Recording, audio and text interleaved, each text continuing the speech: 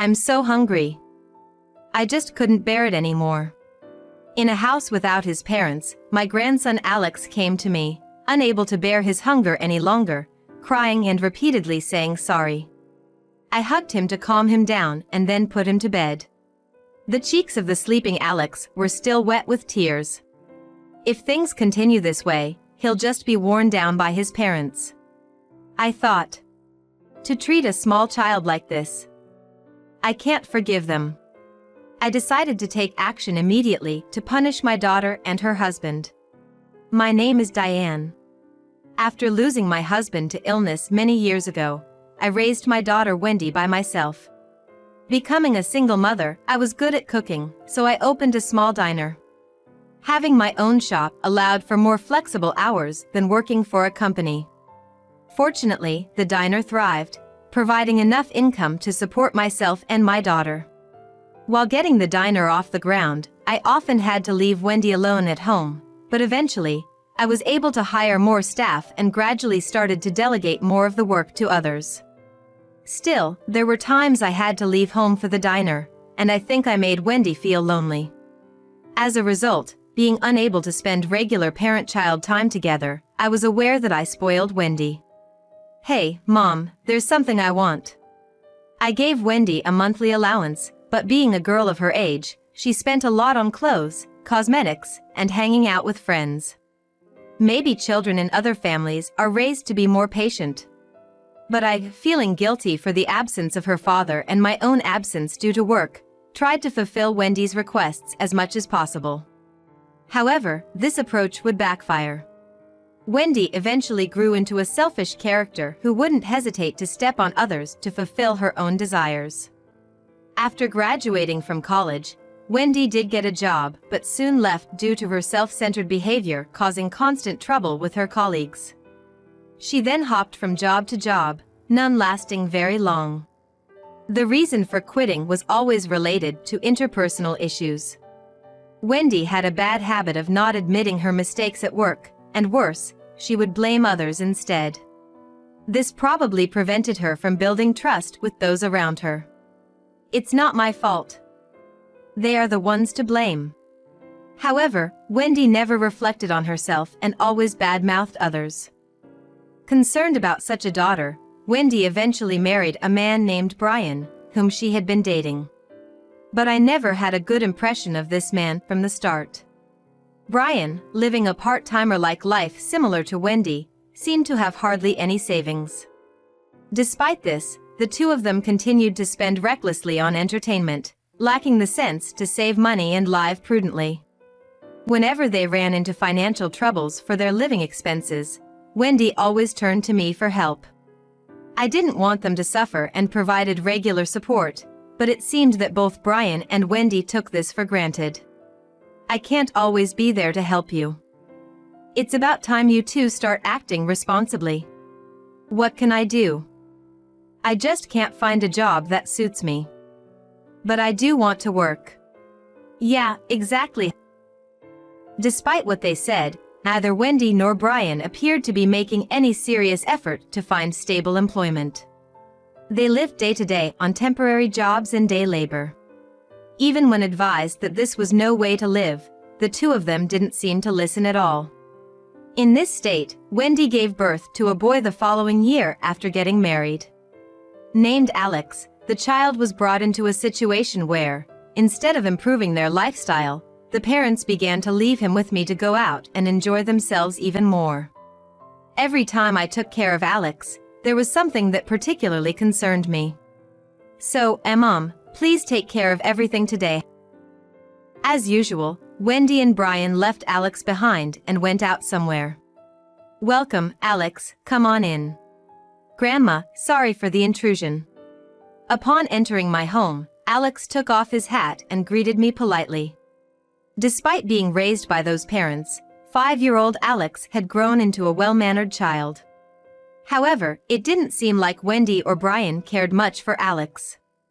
His clothing today made that abundantly clear, a stretched and worn-out sweater around the neck, pants so old the knees were about to tear, and shoes worn down at the heels, discolored.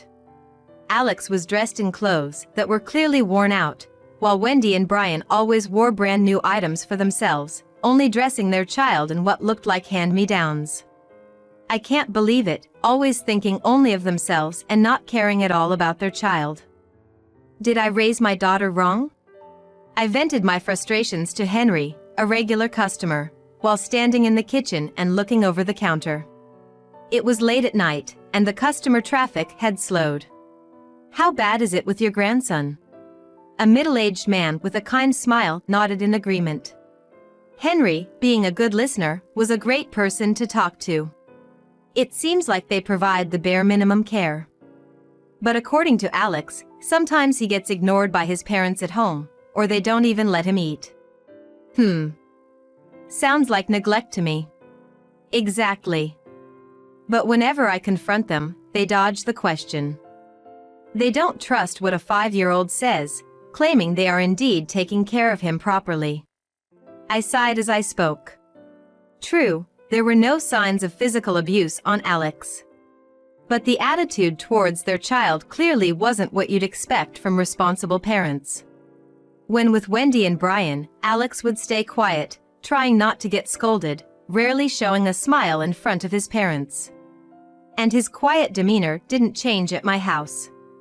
Some might consider him an easy child to raise, but that's probably a survival tactic to stay on his parents' good side. However, when I cooked for him, his eyes would sparkle with joy. Today, I made his favorite hamburger, and he ate it with enthusiasm. "Do you like it that much?" "I'm glad you praise it." "Yeah, Grandma's food is the best in the world. Mom's food is all bought, so it's cold and not delicious." Hearing Alex say this with a hint of sadness tightened my heart. I thought, continuing like this won't be good for Alex. So, I decided to give Wendy my credit card to improve Alex's situation a bit. "Please use this to buy whatever Alex needs." "What? For real?" "Thanks, Mom. You really should improve Alex's wardrobe. And try to feed him proper meals."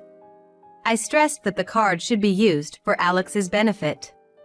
Wendy said she understood, but the grin she had when taking the card bothered me. "Look, Grandma. Mom and Dad bought me this." Since that day, Alex began to happily report the things he was bought. The other day, we ate outside for the first time in a while. I had a hamburger. But Grandma's hamburger is still better. Seeing Alex innocently happy made me smile too. But there was one thing that concerned me. The credit card bill, initially modest, began to grow over time. Upon asking Alex casually, it turned out they were eating out almost every day. I'm happy we get to eat delicious things every day. Dad and Mom are always happy to have a feast too. I thought. I specifically said to use it only for Alex's sake. As expected, it seems Wendy and Brian have been using my card for themselves as well. However, the treatment of Alex has improved. Taking the card away now would undo that progress. When I consulted with Henry, who came to the shop today, he told me that giving them the card might have been too much. That's not good. Really. But I couldn't just stand by and watch Alex being treated poorly. Henry, prefacing his statement with a warning that he was about to speak harshly, said to me firmly, "At this rate, the misuse of the card won't stop. They'll likely dodge the issue by saying it's for Alex's sake." As Henry said, the billing amount indeed escalated gradually. "Where did you get that bag?" When I met Wendy, I noticed she had a brand new designer bag I hadn't seen before. "Oh, this? Brian won at casino, so he bought it for me with the windfall." When I pointed it out, Wendy's eyes darted around suspiciously, but she quickly changed her expression and laughed offhandedly. Time passed. Although I was reassured that Alex's treatment had seemingly improved since his appearance was better taken care of than before, a shocking incident occurred one day. It was a particularly cold day. The shop was booked for a large party, so we were swamped with cooking and cleaning. By the time I finished everything and was on my way home, it was past midnight, around 4 a.m. The roads were in poor condition due to the snow that had been falling since morning. Careful not to slip, I noticed a figure in front of my home's entrance as I was about to reach home. In the falling snow, at this hour, who could it be? Approaching, I found a small child, huddled up in thin clothes. It was Alex. Alex. What happened? Hearing my voice, Alex looked up. His lips were blue from the cold, and his body was shivering. Grandma. I'm sorry. I had nowhere to go.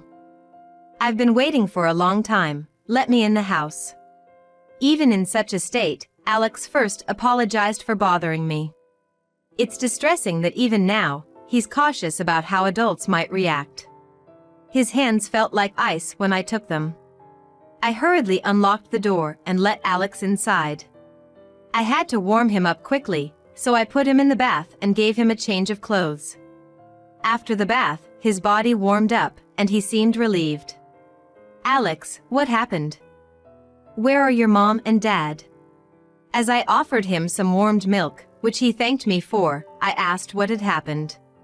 It's not normal for a child to wait alone in the snow to see me. Why was he waiting in the snow outside my house? However, Alex hesitated to speak, looking uncomfortable. Seeing Alex looking down hesitantly, I spoke to him gently. Tell Grandma what happened. It's okay, I'll protect you no matter what. After I reassured him, Alex nodded as if making up his mind. Mom and Dad went to Cancun. What? Alex started to speak, hesitantly at first.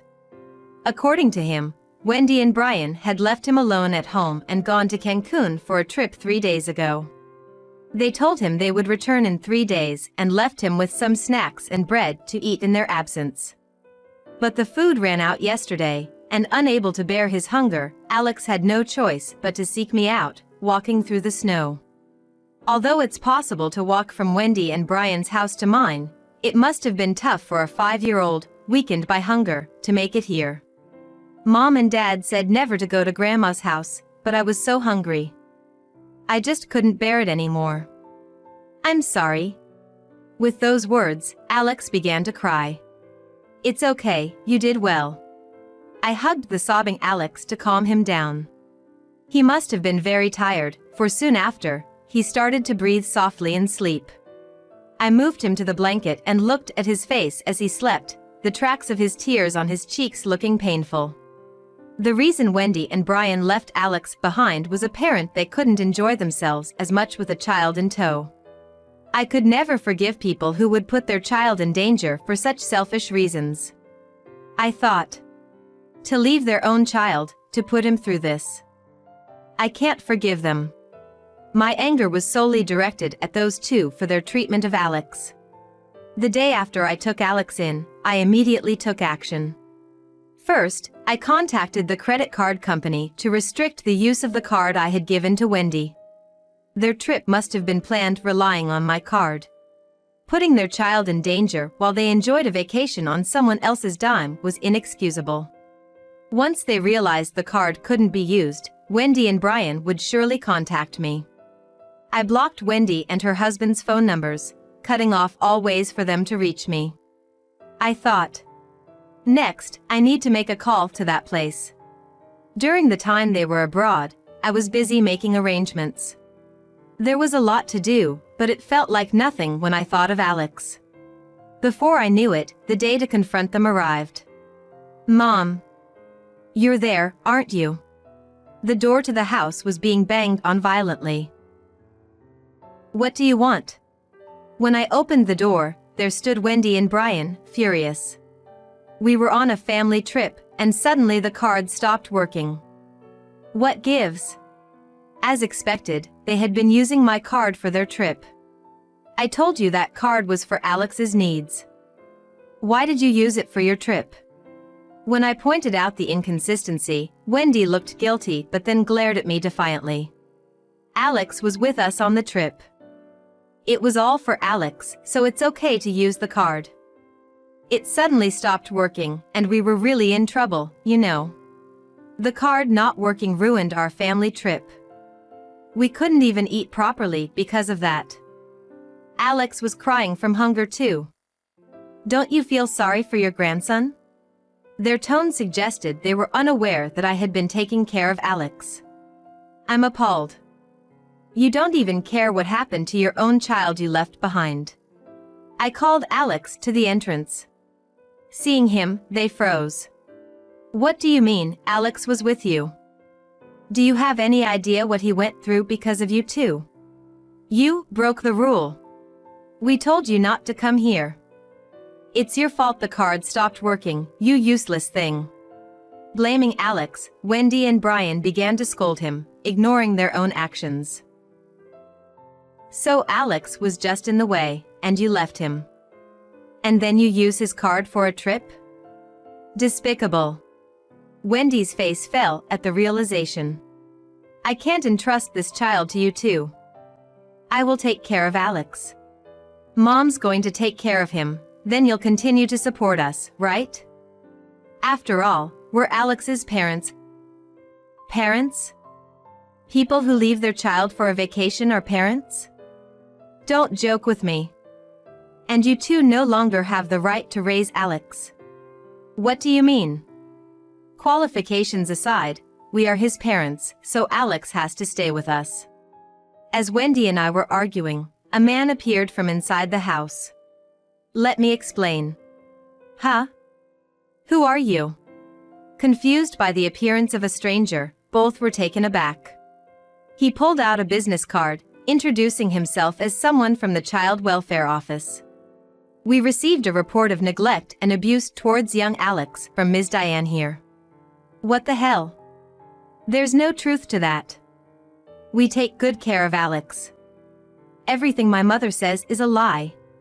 No, I've listened to everything from inside. Leaving a 5-year-old child at home while going on a trip by yourselves, this is clearly neglect and endangers the child's life. Taking a small child abroad to Cancun is difficult, we had no choice. This was just a one-time thing, we always take good care of him.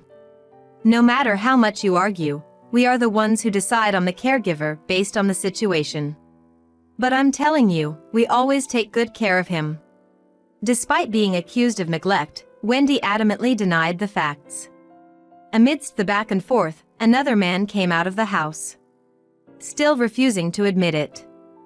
It would have been peaceful if I didn't have to come out. It was Henry, a regular at my diner, who then confronted them with something pulled from his pocket, a police badge. The police. Yes, I've been consulting with Diane about Alex's upbringing for some time. I never thought it would come to leaving him alone for days.